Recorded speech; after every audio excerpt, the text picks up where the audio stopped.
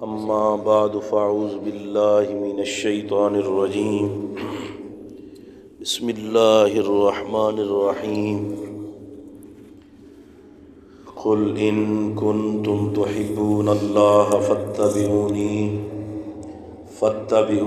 یحببکم اللہ ویغفر لکم ذنوبکم آمنت باللہ وصدق اللہ العظیم ان اللہ وملائکتہ یصلون علی النبی یا ایہا الذین آمنوا صلوا علیہ وسلموا تسلیما الصلاۃ والسلام علیک یا سیدی یا رسول اللہ وعلی آلک واصحابک یا سیدی یا حبیب اللہ الصلاۃ والسلام علیک یا سید المرسلین وعلی آلک واصحابک یا سیدی یا خاتم النبیین۔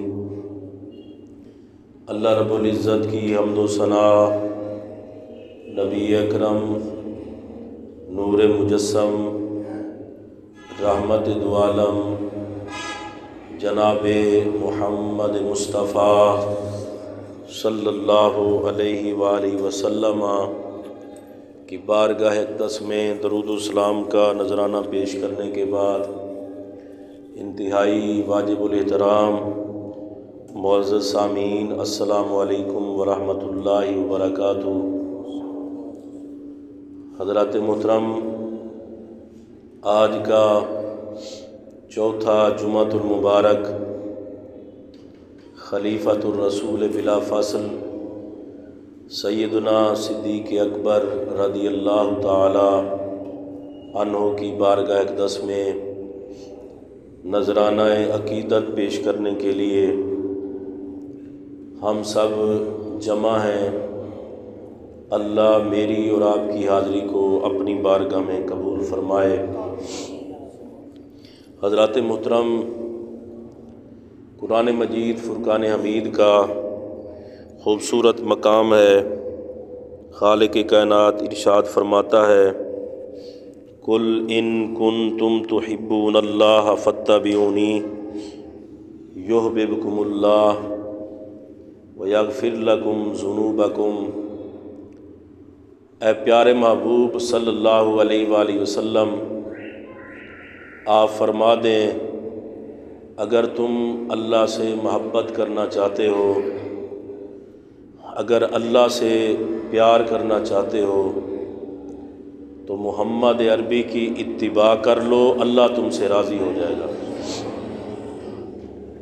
یا اللہ، جب تیرے پاک محبوب سے ہم محبت کریں، تیرے پاک محبوب سے ہم عشق کریں تو اس کے بدلے ملے گا کیا؟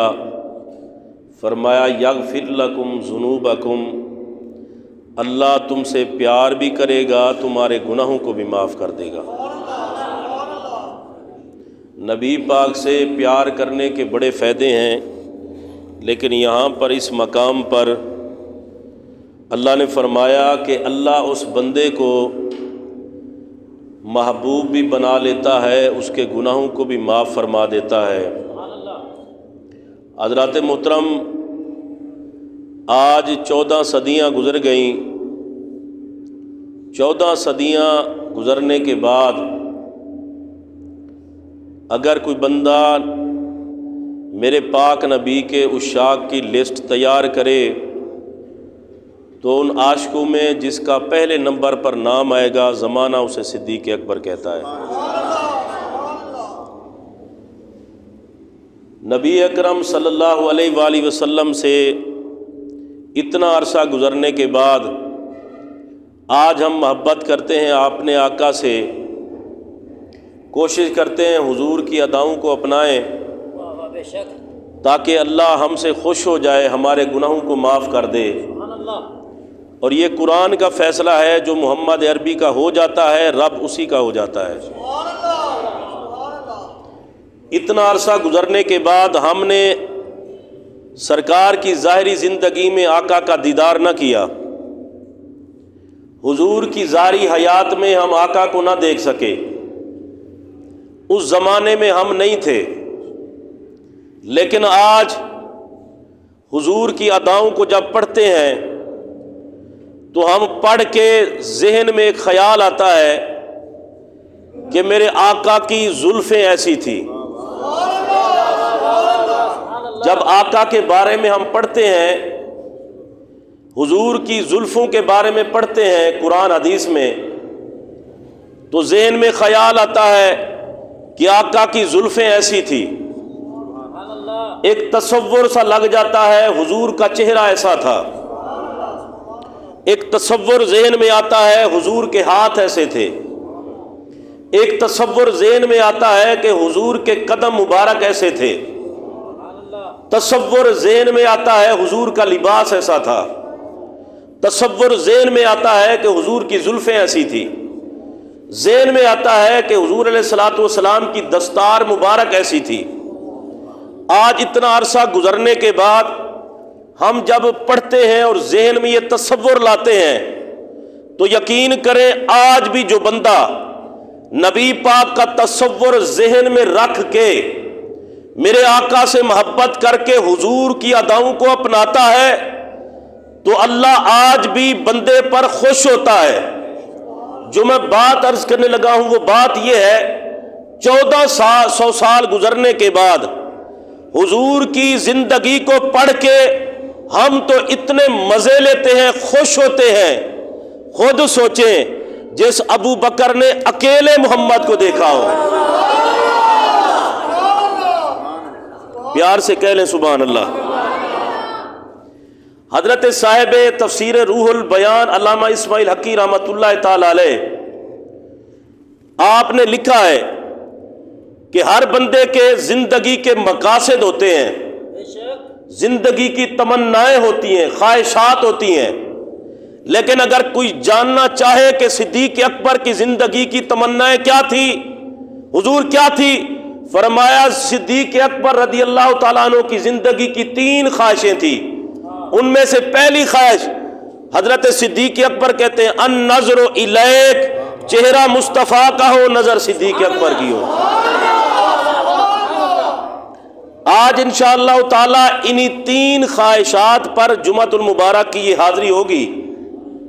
صدیق اکبر رضی اللہ تعالیٰ عنہ کی پہلی تمنا یہ ہے، آپ فرماتے ہیں النظر الیک، چہرہ مصطفیٰ کا ہو اور نظر صدیق اکبر کی ہو۔ اور اس خواہش کو اللہ نے کیسا پورا کیا، خالق کائنات نے صدیق اکبر کی اس خواہش کو ایسا پورا کیا کہ پورے صحابہ میں وہ جو خلوت نبی پاک صلی اللہ علیہ وآلہ وسلم اکیلے رہ کے جو دیدار صدیق اکبر کے حصے میں آیا، ایسا دیدار صدیق اکبر کا خاصا تھا۔ آپ کہتے ہیں پہلی میری خواہش یہ ہے النظر الیک، چہرہ مصطفیٰ کا ہو، نظر صدیق کی ہو۔ اور کیا کہنا ابو بکر کی اس خواہش کا، قربان جائے آپ کی اس تمنا پر، قربان جائے آپ کی اس آرزو پر۔ ہم تو 1400 سال گزرنے کے بعد آج ہم سوچتے ہیں مصطفیٰ کا چہرہ ایسا تھا، مصطفیٰ کی زلفیں ایسی تھی، محمد کے ہاتھ ایسے تھے، محمد کے کندھے ایسے تھے، محمد عربی کے قدم ایسے تھے۔ صدیق اکبر وہ شان والا بندہ ہے جس نے اکیلے تنہا محمد عربی کو 3 دن 3 راتیں دیکھتے ہیں، دیدار کرتے ہیں، زمانے کو بتاتے ہیں۔ اگر ابو بکر کو سب کچھ محمد پہ قربان کرنا ہوتا ہے تو رب کو محمد پہ دیوان کرنا بھی آتا ہے۔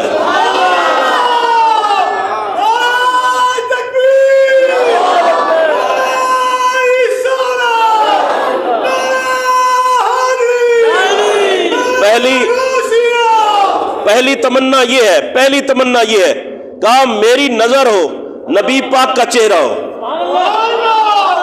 آپ نے سرکار کی جو ہجرت والی ہسٹری ہے سب نے سنی پڑھی ہے، نبی پاک صلی اللہ علیہ وسلم کے غلاموں کو کافروں نے بڑا ستایا۔ مکہ المکرمہ میں کچھ صحابہ کرام ہجرت کر کے حبشہ چلے گئے، کچھ صحابہ کرام ہجرت کر کے مدینے چلے گئے. نبی پاک صلی اللہ علیہ وسلم کی طرف اللہ نے وحی فرمائی, فرمایا پیارے محبوب کافروں نے ظلم کی انتہا کر دی ہے. اے پیارے محبوب میں دیکھ نہیں سکتا کہ کوئی کافر تیری بارگاہ میں آ کے گھٹیا گفتگو کرے, تجھے ستائے. یا اللہ کرنا کیا ہے؟ فرمایا آج رات انہوں نے پوری میٹنگ کر رکھی ہے اے پیارے محبوب آپ پر حملہ کرنے کی, اور یہ بڑے تیز تھے کافر, آج بھی بڑے تیز ہیں. انہوں نے پوری میٹنگ کر رکھی ہے, یا اللہ میں کروں کیا؟ فرمایا پیارے محبوب آج رات کو علی کو اپنے بستر پہ سلا. یا اللہ اور کیا کروں؟ فرمایا علی کو اپنے بستر پہ سلا, ابو بکر کو اپنے ساتھ لے. رات کا وقت ہوا, رات کا وقت ہوا, میرے پاک نبی نے مولا علی کو بلایا. اور میں ایک اور بات کرتا چلوں, مولا علی کہتے ہیں جس شان سے میں ہجرت کی رات سویا, کتنا مزے کی مجھے اس رات نیند آئی, ابھی پہلے کبھی آئی کوئی نہیں. حضور وہ کیوں؟ فرمایا آقا نے فرمایا ہے اے علی صبح امانتیں سب کو دے کے مدینے آ جانا. مجھے پتا ہے موت کا پتہ کوئی نہیں ہے, پر محمد کی زبان سے یہ الفاظ نکلے ہیں, علی تو نے رات بھی گزارنی ہے, صبح بھی کرنی ہے, امانتیں بھی دینی ہے, دے کے مدینے بھی آنا ہے. کہا مجھے پتا ہے مصطفیٰ کی زبان سے نکلا ہے نہ رات کو موت آئے گی نہ صبح موت آئے گی, اس لیے کہ جب تک مدینے نہیں پہنچوں گا مجھے موت نہیں آئے گی. میں آج رات اتنا مزے سے سویا, زندگی میں کبھی اتنی مزے سے نہیں سویا. ارے محمد عربی کی زبان سے جو نکل جاتا ہے اللہ وہی فرما دیتا ہے. حضرت مولا کائنات کہتے ہیں میں بڑے آرام سے سویا, ساری رات سویا رہا. صبح ہوئی, کافر آ گئے, انہوں نے دیکھا, انہوں نے کہا یہ تو نبی تھے, اب علی لیٹے ہیں. نے کہا علی نبی کہاں گئے؟ کہا پہرا تم نے لگایا, مجھے پوچھتے ہو. نبی کہاں گئے؟ کہا پہرا تم نے لگایا, مجھ سے کیوں پوچھتے ہو بھائی؟ رات کا وقت ہوا, میرے نبی نے علی کو بستر پہ لٹایا.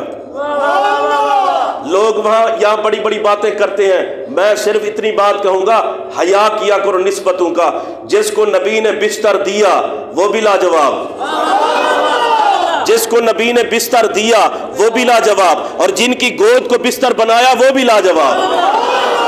جس کو نبی نے بستر دیا وہ علی بھی لاجواب, اور جن ابو بکر کی گود کو میرے نبی نے بستر بنایا وہ بھی لاجواب. جس علی کو میرے نبی نے کندھوں پہ اٹھایا وہ بھی لاجواب, اور جن کے کندھوں پہ محمد بیٹھے وہ بھی لاجواب. ہم ہیں اہل سنت, علی کو بھی سلام کرتے ہیں, سجی کو بھی سلام کرتے ہیں. مولا کائنات کرم اللہ وجہ الکریم کو بستر پہ لٹایا. سرکار وہاں سے رات کا ٹائم تھا, اپنے گھر سے باہر آئے. اللہ کی طرف سے حکم ہوا محبوب سورہ یاسین پڑھیں اور کافروں پہ مٹی ماریں. ویسے ایک بات کہنے لگا ہوں, جو میرے نبی سے جلتے ہیں ان کے منہ میں مٹی, انہوں نے نظر کچھ نہیں آندا, بس وہ مٹی کے ذائقے ان کے منہ میں آتے رہتے ہیں, نظر کچھ نہیں. کہتے ہیں نبی ہوتے ہیں, میں نے کہا ہوتے ہیں. کہنے کہ ہوتے ہیں تو پھر نظر کیوں نہیں آتے؟ میں کہ وہ بھی تمہاری کمپنی تھی, انہیں بھی نظر نہیں آئے. بھائی نبی ہوتے ہیں پر نظر نہیں آتے, ہر کسی کو نظر نہیں آتے. ایک جملہ عرض کر دوں, آقا ہوتے ہیں کافروں کو نظر نہیں آتے, عاشقوں کو نظر آتے ہیں. میرے آقا ہوتے ہیں پر ہر کسی کو نظر نہیں آتے, گستاخوں کو نظر نہیں آتے, غلاموں کو نظر آتے ہیں. میرے نبی نے سورہ یاسین پڑھ کر مٹی ماری, سارے کافر اندھے ہو گئے, کسی کو پتہ نہ چلا مصطفیٰ کہاں گئے اور کیسے گئے. لوگ کہتے ہیں نبی کو, تم کہتے ہوتے ہیں, میں نے کہا ہوتے ہیں نظر نہیں آتے. بھائی مانوں کو نظر نہیں آتے, محمد کے غلاموں کو نظر آتے ہیں.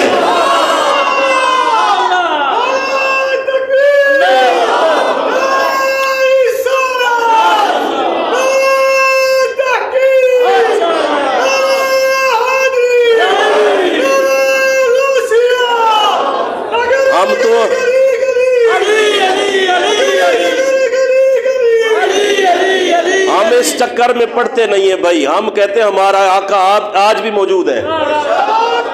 میرے پاک نبی چلے گئے، مٹی ماری ساری، دیکھتے رہے کسی کو نظر نہ آئے، سرکار آ گئے صدیق اکبر کے گھر، اور اللہ آپ کو جانا نصیب فرمائے مکہ المکرمہ۔ مجھے جتنا بتایا گیا تحقیق، میری تحقیق کے مطابق آج وہاں پر، کسی کی اور بھی تحقیق ہو سکتی ہے، جہاں پر صدیق اکبر کا گھر تھا وہاں پر مسجد ہے، اور میں نے خود اپنی آنکھوں سے دیکھا، اس مسجد میں نماز بھی پڑھی۔ یا اللہ جڑا اچھی بولے انہوں پڑھنی نصیب ہوئے۔ اور سرکار وہاں سے آئے صدیق اکبر کے گھر، اللہ کا پیغام سنایا، صدیق اکبر روئے اور ساتھ چل پڑے، غار ثور کی طرف گئے، اور یہ مکہ المکرمہ سے تقریباً 3 میل کے فاصلے پر ہے۔ کتنا جی؟ 3 میل کے فاصلے پر غار ثور ہے۔ یہ بہت بڑا پہاڑ ہے، اس کی چوٹی پہ ہے، اور اس کی بلندی پتہ ہے کتنا ہے؟ تقریباً کم و بیش 5000 فٹ سے زیادہ بلندی ہے۔ کوئی بندہ سوچ سکتا ہے کتنا بلندی ہے؟ اور جب اس وقت سرکار اور صدیق اکبر گئے تھے، راستہ کوئی نہیں تھا، یوں بالکل سیدھا راستہ تھا۔ اب تو انہوں نے سیڑھیاں وغیرہ بنا دی ہیں، جو گئے ان کو پتہ ہے، سیڑھیاں بنا دی ہیں انہوں نے، اور سیڑھیوں کے ذریعے بندہ جاتا ہے تو پھر بھی کئی گھنٹے لگ جاتے ہیں، گھنٹے سے زیادہ لگتا ہے ٹائم۔ آج کے دور میں بھی، آج خود مجھے 1 گھنٹے سے اوپر لگے ہیں۔ تو بندہ جب اوپر چڑھ کے جاتا ہے نا غار ثور کی طرف، ایک ایک قدم پہ بندے کو وہ ذہن میں تصور آتا ہے، واہ ابو بکر تیری عظمت کے صدقے۔ عاشق جب اب بھی جاتا ہے نا اس دور میں، آج کے اس مہینے میں، اب بھی جو جاتا ہے، وہ غار ثور پہ جاتے ہوئے ہر سیڑھی پہ کہتا ہے صدیق تیری عظمت کو سلام، صدیق تیری عظمت کو سلام۔ وہ راستہ جو کانٹوں والا تھا، نکیلے پتھر تھے، اور میرے نبی کو صدیق اکبر نے کندھوں پہ اٹھایا، یا رسول اللہ راستہ بڑا خطرناک ہے۔ میں نے کہا ابو بکر نبی پاک کو کہہ رہے ہو، آپ کو پتہ نہیں ہے خطرناک ہے؟ ابو بکر نبی پاک کو کہہ رہے ہو، عرض کر رہے ہو، تو آپ کو پتہ نہیں ہے خطرناک ہے؟ فرمایا مجھے پتہ ہے راستہ خطرناک ہے، پر جس کے کندھوں پہ محمد بیٹھے ہو۔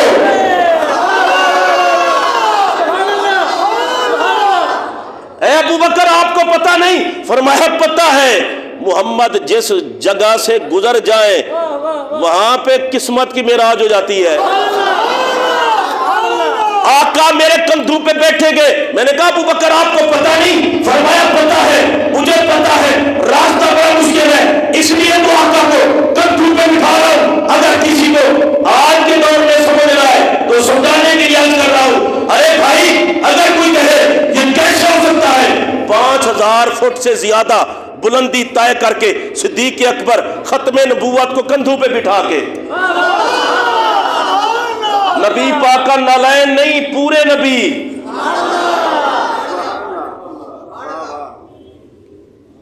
ایک سید تھے، ان سے کسی نے نہ کہا آپ سید ہیں تو شجرہ دکھائیں۔ انہوں نے کہا جی شجرہ تو میں نہیں ہے میرے پاس، لیکن میں ٹوپی رکھتا ہوں زمین پہ، میں ٹوپی زمین پہ رکھتا ہوں، اگر تو اسے اٹھا گیا تو تجھے مان جاؤں گا، اگر تو نہ اٹھا سکا تو پھر تو مان جانا۔ ٹوپی رکھی زمین پہ، اس نے ٹل لگایا،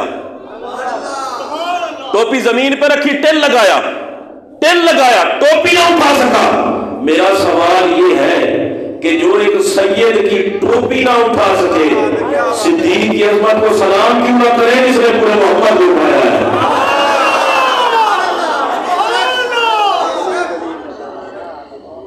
اب صدیق اکبر کو سلام کیوں نہ کریں بھائی؟ صحیح النسب اگر سید ہو تو ٹوپی نہیں اٹھائی جاتی۔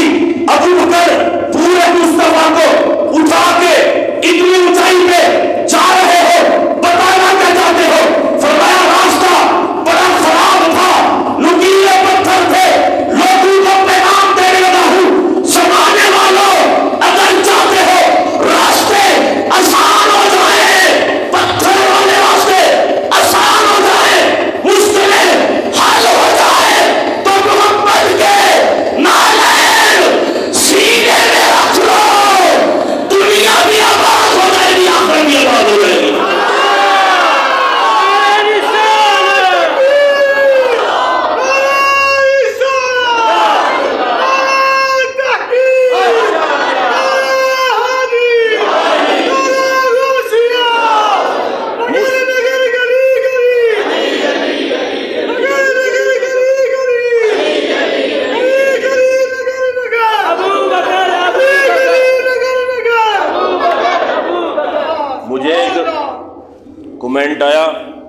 فیس بک پہ کہ یہ بہت اچھا، بدم تعریف نہیں کرنی چاہیے بندے نو اپنی، کہ بہت اچھا ہے جو معتدل طریقہ کار ہے بیان کرنے کا۔ پتہ ہے مسئلہ کیا ہے؟ مسئلہ یہ ہے کہ ساری زندگی قبلہ مفتی صاحب رحمۃ اللہ علیہ نے ہمیں یہی درس دیا ہے کہ صحابہ کو بھی سلام کرنا ہے، اہل بیت کو بھی سلام کرنا ہے۔ جو کتا کمینہ کسی صحابی کا منکر ہو، اس کی عظمت کا منکر ہو، وہ جہنمی ہے کتا۔ اہل بیت کی عظمت کا منکر ہو، وہ بھی کتا جہنمی ہے۔ ہمیں اس درس سے پورے 35 سال قبلہ مفتی صاحب یہی درس دیتے رہے ہیں، اس منبر سے یہی درس دیتے رہے ہیں۔ ہمیں کیا ضرورت ہے اپنی عاقبت خراب کرنے کی؟ ہم کل بھی نبی کے صحابہ کے نوکر تھے، آج بھی نبی کے صحابہ کے نوکر ہیں۔ لوگ پریشان ہیں کہ ہمارے حالات نہیں ٹھیک، مشکلات بڑی ہیں۔ ایک اور جملہ کہہ دوں اگر آپ کی توجہ ہو، بھائی اگر آپ چاہتے ہیں مشکلیں حل ہو جائیں، غلط راستے ٹھیک ہو جائیں، محمد عربی کا پیار دل میں بسا لو۔ صدیق اکبر رضی اللہ تعالیٰ نے میرے نبی کو اٹھایا، اور یہاں پر لگ گیا تو ایک اور بات عرض کر دوں، میرے نبی کا ارشاد ہے، حضور فرماتے ہیں جو بچہ قرآن مجید کی تلاوت کرنے کے لیے مدرسے کے لیے جاتا ہے تو اللہ کے پاک ملائکہ اس کے قدموں کے تلے پر بچھاتے ہیں۔ میں بالکل آرام سے یہ بات عرض کرنے لگا ہوں، اگر بچہ قرآن پڑھنے کے لیے جائے فرشتے پر بچھائیں تو جو پورے محمد کو اٹھائے۔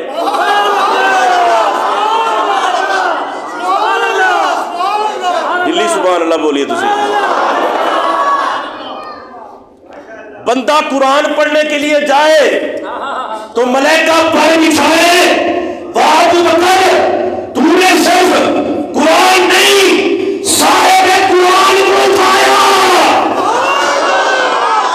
ارے صدیق اکبر نے میرے نبی کو اٹھایا اور کائنات والوں کو بتایا کہ جس طالب علم قرآن پڑھنے کے لیے جائے قدموں کے نیچے ملائکہ پر بچھاتے ہیں۔ مولوی تیری اپنی تحقیق ہے تو اپنی تحقیق کے مطابق یہاں سچنا دے کہ صدیق نے جب میرے نبی کو اٹھایا تو پتہ نہیں کس کس نے پر بچھائے ہوگی۔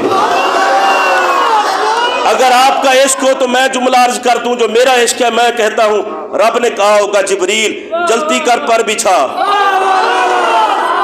اس طرح نہیں پیار نہ کو سبحان اللہ۔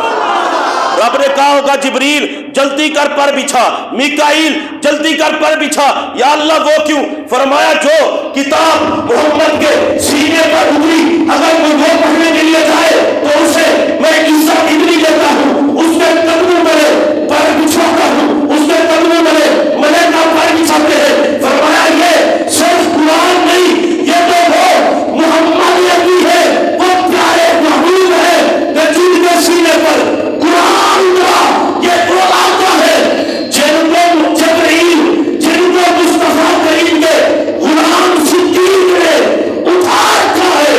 اللہ نے فرمایا ہوگا جبرائیل جا صدیق کے قدموں تلے پر بچھا، کائنات کو پتہ چل جائے جب قرآن پڑھنے والے کے قدموں تلے پر بچھائے جاتے ہیں تو یہ صدیق نے محمد کو اٹھایا، صدیق نے اٹھایا ہوگا تو ملائکہ نے قدموں کو بچھایا ہوگا۔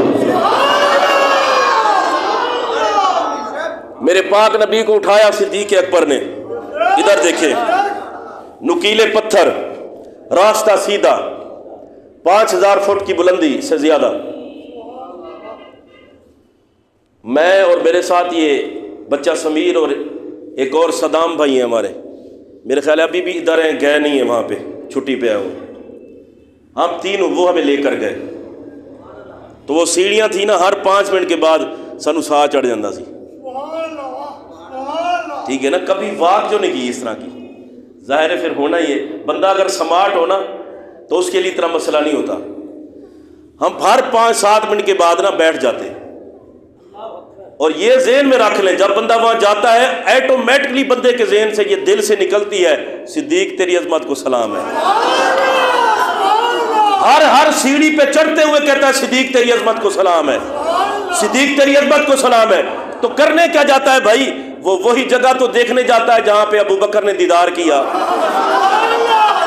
وہ دیدار والی جگہ دیکھنے کے لیے جاتا ہے تو اس کے مائنڈ اور ذہن میں صرف یہی بات ہوتی ہے، کائنات کی کوئی اور دوسری بات نہیں ہوتی، یہی بات ہوتی ہے، صدیق نے میرے نبی کو اٹھایا کیسے، صدیق نے میرے نبی کو اٹھایا کیسے، صدیق نے میرے نبی کو اٹھایا کیسے۔ صدیق اکبر رضی اللہ تعالیٰ عنہ کی عظمت کو سمجھنا ہو تو میں صرف اتنی بات کہوں گا، بھائی یہ بات ذہن میں آنے والی نہیں ہے، اسے یوں کہا جا سکتا ہے کندھوں پہ اٹھا کے لے جانا یہ ابو بکر کی کرامت تھی، محمد کا معجزہ تھا۔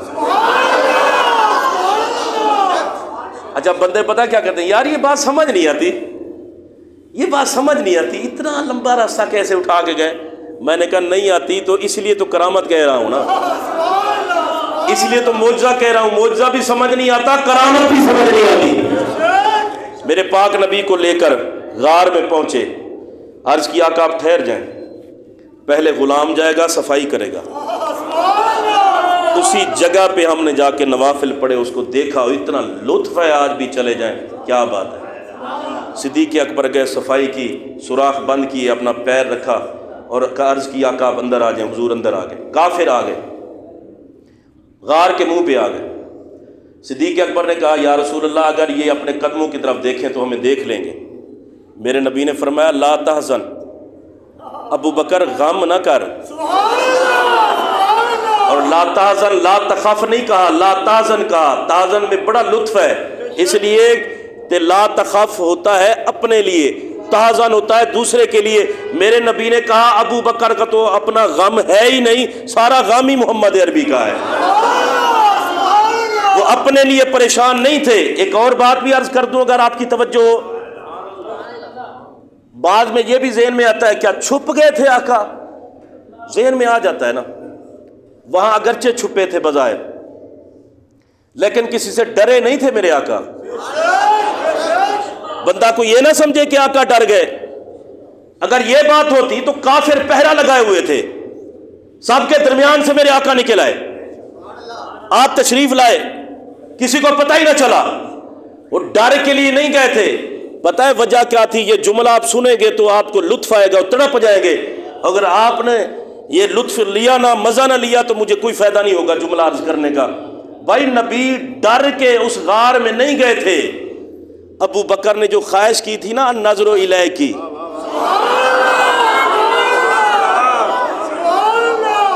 میرے آقا ڈر کے نہیں گئے تھے بھائی، ابو بکر نے جو خواہش کی تھی ابو بکر کی خواہش کو پورا کرنے کے لیے گئے تھے۔ یا اللہ کا بولے مبارک سو دکھا اس میں کیا اللہ کو سبحان اللہ۔ بھائی میرا نبی تو وہ ہے جس کے در سے بہادری تقسیم ہوتی ہے، میرا نبی وہ ہے جس کے در سے شجاعت تقسیم کی جاتی ہے، میرا نبی وہ ہے جس کے در سے سخاوت تقسیم کی جاتی ہے، میرا نبی ڈر کے وہاں نہیں گیا تھا۔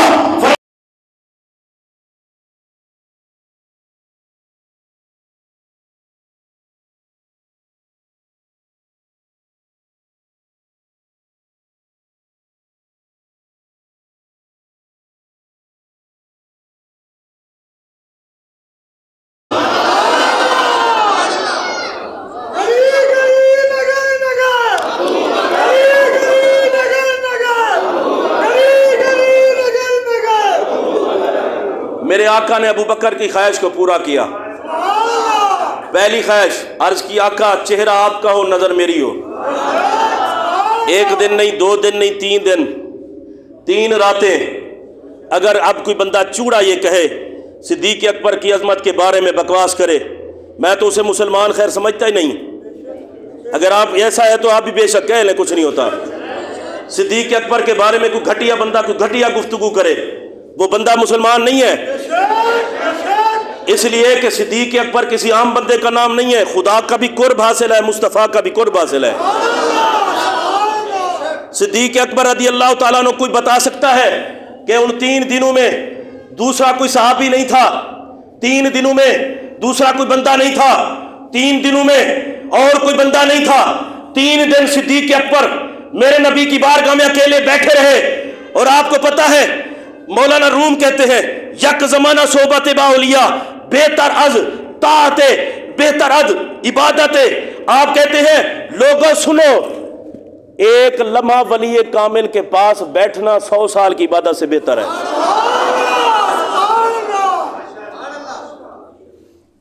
ایک لمحہ ولی کامل کے پاس بیٹھنا، بولے ایک لمحہ ولی کامل کے پاس بیٹھنا 100 سال کی عبادت سے بہتر ہے.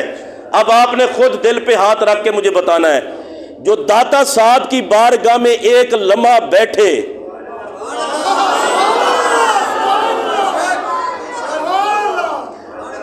یک زمانہ صحبت با اولیاء بہتر از 100 سالہ عبادت بیریا، جو ایک لمحہ بیٹھے وہ 100 سال کی عبادت سے زیادہ ثواب پائے. اب مجھے دل پہ ہاتھ رکھ کے بتائیں، صدیق اکبر ایک لمحہ بیٹھے تھے؟ نہیں، سبحان اللہ آپ نے کہی. بھائی جو ایک لمحہ بیٹھے تو وہ اتنا ثواب پائے ولی کی بارگاہ میں. یہ تو میرے نبی کے موقع ہے، اور صدیق کے مقام کو کون سمجھے جو 3 دن 3 راتیں محمد کی بارگاہ میں ہے. جملہ سن لے، ارے جو کچھ مصطفیٰ نے لیا، جو کچھ ابو بکر نے لیا، وہ خدا جانتا ہے یا پیارے مصطفیٰ جانتے ہیں؟ کسی اور کو پتہ ہی نہیں ہے کہ صدیق اکبر کو کیا کچھ ملا. اور وہاں جتنی روایات ہیں ان روایات کے راوی اکیلے ابو بکر ہیں. اب کوئی بندہ ہو تو نصیب والا اسے سمجھ ہے صدیق اکبر. صدیق اکبر رضی اللہ تعالیٰ عنہ کہتے ہیں میری خواہش یہ ہے چہرہ مصطفیٰ کا، نظر صدیق اکبر کی. دوسری تمنا آپ کہتے ہیں وَإِنفَاقُ مَالِي عَلَيْكَ، میں چاہتا یہ ہوں مال ابو بکر کا ہو محمد کے قدموں پہ قربان کرنا. اور بالکل اختصار کے ساتھ عرض کرنے لگا ہوں، نبی پاک صلی اللہ علیہ وآلہ وسلم نے اعلان فرمایا راہ خدا میں مال جمع کراؤ. یہ اعلان کوئی مولوی کا اعلان تو نہیں تھا کہ بندے 10 روپے ہی نہ کڈن، یہ تو اعلان میرے نبی کا تھا. ٹھیک ہے، یہ تو مصطفیٰ کریم نے اعلان کیا تھا. یہ تو آج ہمیں مسئلہ بنتا ہے، اعلان کریں تو مسئلہ بنتا ہے کوئی پیسے ہی نہ چلے جائیں جیب سے، 1000 روپیہ ہے تو 500 نہ رہ جائے.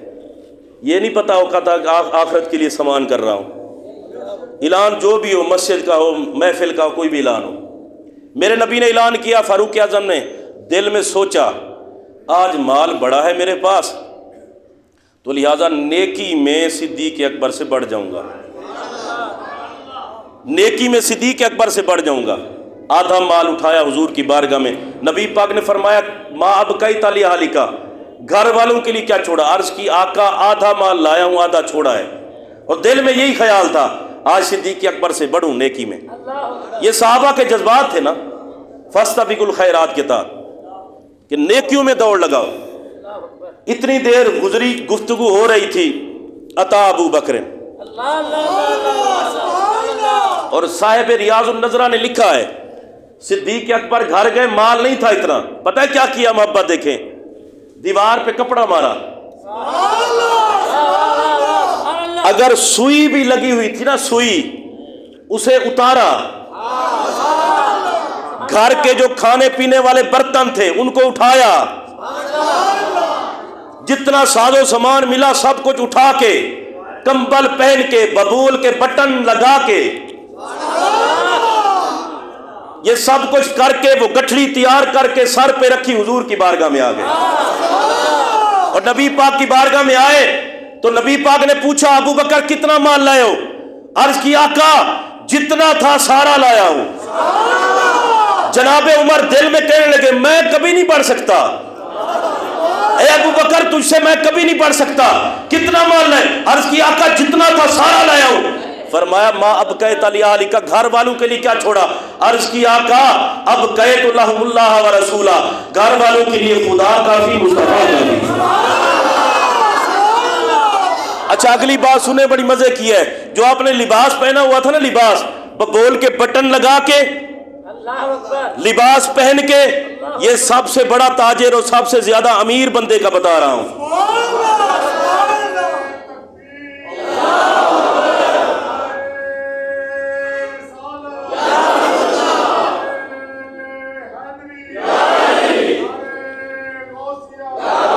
سب کچھ قربان کر کے ببول کے بٹن لگا کے حضور کی بارگاہ میں آ کر بیٹھے ہیں. پتہ کیا ہوا؟ جبریل آ گئے.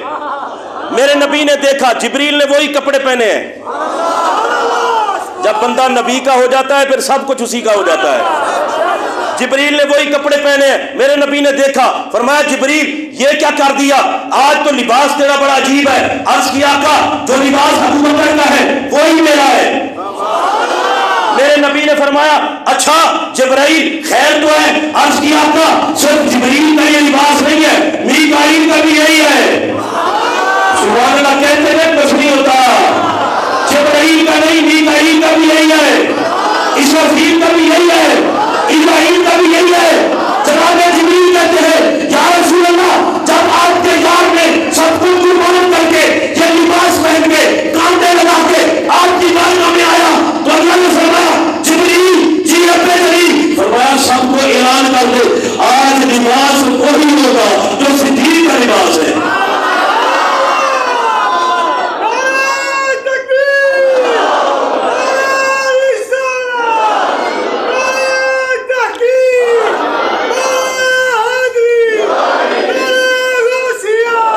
آج لباس سب کا وہی ہوگا.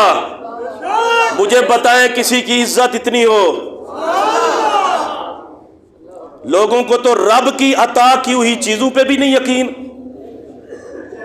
رب نے سب کچھ کروایا ہے نا. رب نے حکم دیا ہے، فرمایا سارے ملائکہ لباس وہی پہنو جو میرے یار کے یار نے پہنا ہے.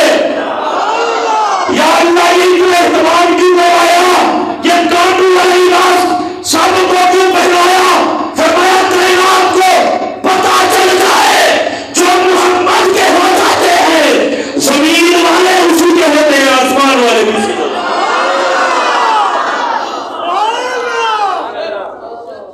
محمد عربی کی بارگاہ میں سب کچھ قربان کیا. اور اگلے جملے سنیں. جبریل کہتے ہیں آقا اللہ کی طرف سے حکم ہے اور اللہ کی طرف سے سلام لایا ہوں. اللہ کہتا ہے ابو بکر کو سلام بھی دو اور ابو بکر سے پوچھو ابو بکر اب راضی ہے؟ کس نے پوچھا؟ اللہ نے. اب راضی ہے، اب راضی ہے. یا اللہ سب کچھ قربان کر دیا، پوچھتا ہے راضی ہے. پتہ ہے حضرت صدیق اکبر نے کیا کہا؟ آنا ان ربی رادن. جبریل نے جب یہ بات کہی میرے نبی نے پوچھا ابو بکر راضی ہے؟ راضی ہے، راضی ہے. تو 3 مرتبہ ابو بکر نے جواب دیا آنا ان ربی رادن، آنا ان ربی رادن، آنا ان ربی رادن. عرضی آقا میں نے سب کچھ قربان کر دیا، تب بھی جب نہیں کیا تھا تب بھی راضی تھا، آج بھی راضی ہوں، کل بھی راضی رہوں گا، قیامت تک راضی رہوں گا، قیامت کے بعد سب کو قربان کر کے راضی رہوں گا. صدیق اکبر رضی اللہ تعالیٰ نے سب کچھ لٹا دیا میرے نبی کی بارگاہ میں. یہ دوسری خواہش. اور تیسری آپ کہتے ہیں والجلوس بین یدیک، تیسری تمنا یہ ہے کہ ہر وقت محمد کی بارگاہ میں رہو. آج آپ دیکھ لیں صدیق اکبر آج بھی میرے نبی کی بارگاہ میں. صدیق اکبر نے سب کچھ اللہ کی بارگاہ میں قربان کیا اور 3 تمنائیں تھی، تینوں کو اللہ نے پورا کر دیا. اللہ کی بارگاہ میں دعا ہے خالق کائنات ہم سب کو